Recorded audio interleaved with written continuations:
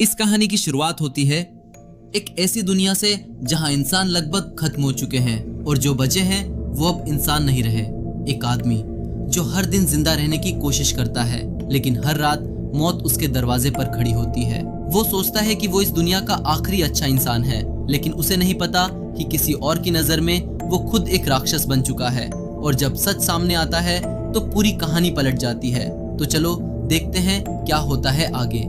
जैसे ही सूरज की आखिरी किरण गायब होने वाली थी, आदमी को समझ आ गया कि अब हालात उसके हाथ से निकल चुके हैं, वो बर्बाद होने वाला है। उसने अपने कुत्ते को भागने के लिए जोर से आवाज लगाई, लेकिन कुत्ते ने साफ कर दिया कि वो अपने मालिक को छोड़कर कहीं नहीं जाएगा, वो हर हाल में उसकी रक्षा करेगा। सूरज की रोशनी खत्म होने से ठीक पहले आदमी तेजी से सबसे सुरक्षित जगह पर पहुंच गया। तभी पहला इन्फेक्टेड कुत्ता उस पर झपटा, लेकिन उसने फुर्ती से पलटवार किया, जिससे उसे अपनी पिस्तौल संभालने का मौका मिल गया। पर जैसे ही वो अपने कुत्ते को बचाने के लिए पीछे मुड़ा, अचानक एक और इन्फेक्टेड कुत्ता उस पर टूट पड़ा। इस भयानक लड़ाई के बीच इस फिल्म की शूटिंग शुरू होने से पहले लीड एक्टर विल स्मिथ ने कभी कुत्ता पालने के बारे में सोचा तक नहीं था, लेकिन शूटिंग खत्म होने के बाद वो कुत्ते के मालिक के सामने लगभग घुटनों के बल बैठ गए और उस कुत्ते को अपने साथ रखने की इजाजत मांगने लगे। आज हम बात करेंगे उस फिल्म की जिसने सिनेमा के इतिहास में अपनी अलग पहचान बनाई, आई एम लेजेंड। 3 साल पहले एक अमेरिकी दवा कंपनी ने केवी नाम का एक नया वायरस बनाया था।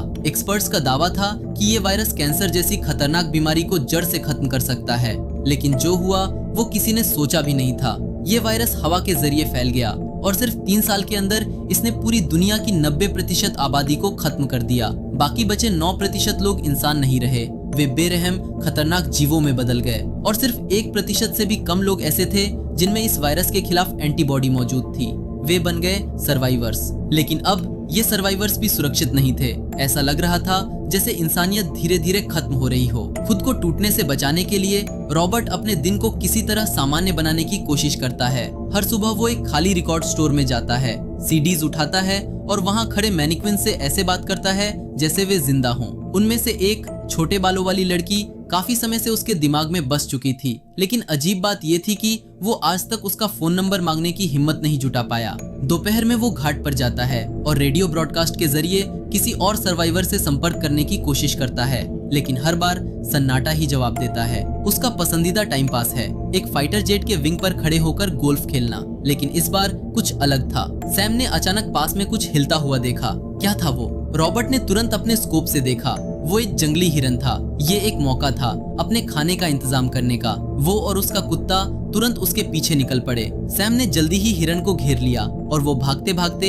एक अंधेरे सुनसान घर के अंदर घुस गया। सैम बिना सोचे समझे उसके पीछे चला गया और यही वो पल था जिसने रॉबर्ट के दिल की धड़कनें तेज कर दी, क्योंकि वो जानता था अंधेरे में क्या छिपा होता है। उसे हर हाल में सैम को ढूंढना था। जैसे ही वो अंदर गया, उसे हिरन की दर्दनाक चीखें सुनाई दी। एक पल के लिए उसने सोचा कि तुरंत वापस लौट जाना ही सबसे सही फैसला है, लेकिन दिल और दिमाग की इस लड़ाई में आखिरकार दिल जीत गया। उसने अपने कुत्ते को बचाने का फैसला किया। जल्दी ही उसे सीढ़ियों के नीचे खून का एक बड़ा तालाब मिला और वो उसके निशान का पीछा करते हुए दूसरी मंजिल तक पहुंच गया। वहां उसने देखा एक जंगली हिरन जिसका सिर्फ सिर बचा था। पूरी हवा में मौत की बदबू फैली हुई थी। जैसे ही उसने आगे रोशनी डाली, उसने देखा रात के राक्षसों का एक झुंड उसकी तरफ पीठ करके छिपा हुआ था। सांसें थम सी गई, लेकिन तभी उसे 3 मैनिक्विन्स भी दिखे जो टेबल के नीचे छिपे हुए थे। उसने उन्हें बार बार बुलाया, लेकिन वे हिले तक नहीं, बस चुपचाप उसे घूरते रहे। और दूसरी तरफ कुछ और ही होने वाला था। सूरज की रोशनी ने रॉबर्ट की जान बचा ली। अब सच सामने था। पूरी बिल्डिंग नाइट डेमंस का अड्डा थी। रॉबर्ट ने बिना समय गवाए अपनी बाह से खून की एक शीशी निकाली, जमीन में एक कील ठोकी, स्टील केबल का एक सिरा कार से बांधा, फिर खून की शीशी जमीन पर फेंक कर अपनी बंदूक के बट से तोड़ दी। उसका इरादा साफ था। वो एक नाइट डेमन को पकड़कर अपने एक्सपेरिमेंट के लिए वापस ले जाना चाहता था। वो ये पहले भी कई बार कर चुका था, लेकिन इस बार कुछ अलग था। उसने देखा कि एक नाइट डेमन चिलचिलाती धूप के बावजूद अपने साथियों को बचाने की पूरी कोशिश कर रहा था। ऐसा व्यवहार उसने पहले कभी नहीं देखा था। रॉबर्ट अपनी एंटीबॉडी का इस्तेमाल करके एक एंटीवायरल सीरम बना रहा था। उसे उम्मीद थी कि वो इन नाइट डेमन्स को वापस इंसान बना सकता है, लेकिन हर बार असर कुछ ही समय के लिए रहता था। 391वां एक्सपेरिमेंट फिर से फेल हो गया और सबसे खतरनाक बात, उसे अभी तक ये नहीं पता था कि इस बार उसने किसे पकड़ लिया है। असल में वो नाइट डेमन लीडर की पत्नी थी। अगले दिन जब रॉबर्ट ने सड़क पर एक पुतला देखा तो पहले उसे लगा कि ये उसका वहम है, लेकिन फिर उसकी रीढ़ में सिहरन दौड़ गई, क्योंकि वो इस पूरे शहर में अकेला था और कोई पुतला अपने आप नहीं चल सकता। इसका मतलब साफ था, नाइट डेमंस उसे देख रहे थे, उसकी हर हरकत पर नजर रख रहे थे। रॉबर्ट ने जांच करने का फैसला किया, लेकिन वो सिर्फ एक कदम ही आगे बढ़ पाया था। उसने कभी सपने में भी नहीं सोचा था कि नाइट डेमंस उसके ही जाल की नकल करके वैसा ही जाल उसके लिए तैयार कर देंगे। अगले ही पल रॉबर्ट के सिर पर जोरदार वार हुआ और वो बेहोश हो गया। जब उसे होश आया तो उसने सैम को अब भी उसके पास पहरा देते हुए पाया, लेकिन सूरज डूबने वाला था।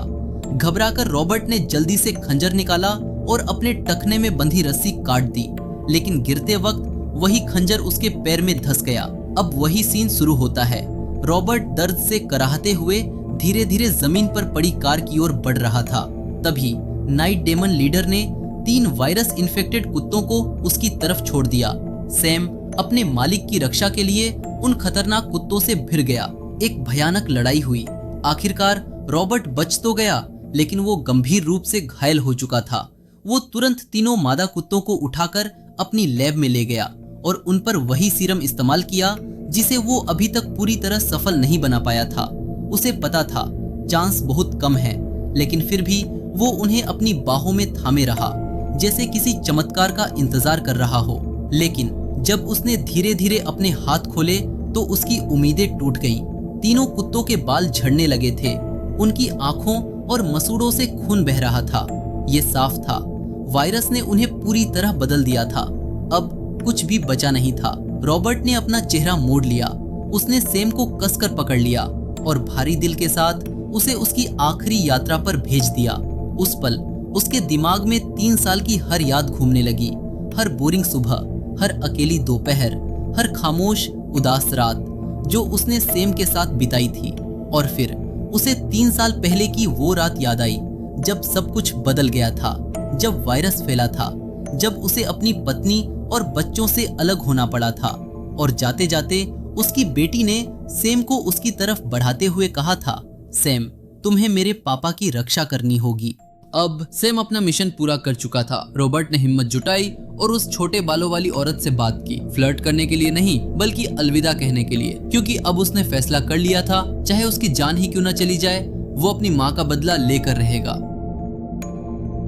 आधी रात को उसने नाइट डेमंस के एक पूरे ग्रुप को बहलाकर एक खाली डॉक तक ले आया और फिर अपनी कार सीधे उनमें घुसा दी। वो मरने के लिए तैयार था, लेकिन उनकी संख्या और उनकी ताकत उसके इस कदम से कहीं ज्यादा भारी थी। कुछ ही सेकंड में रॉबर्ट की कार पलट गई और पूरी तरह बेकार हो गई। जैसे ही नाइट डेमन लीडर रेंगते हुए उसके पास आने लगा, अचानक दूर से एक तेज अल्ट्रावायलेट लाइट उस जगह पर पड़ी। उस रोशनी में रॉबर्ट ने धुंधली सी एक आकृति देखी जो उसका हाथ पकड़कर उसे कार से बाहर खींच रही थी। जब उसे होश आया तो उसने देखा उसे बचाने वाले एक माँ और उसका छोटा बेटा थे। वे रॉबर्ट के रेडियो ब्रॉडकास्ट को सुनकर ही यहाँ तक पहुँचे थे। उस औरत को उम्मीद थी कि रॉबर्ट उसके साथ चलेगा और बचे हुए लोगों की बस्ती को ढूंढने में मदद करेगा।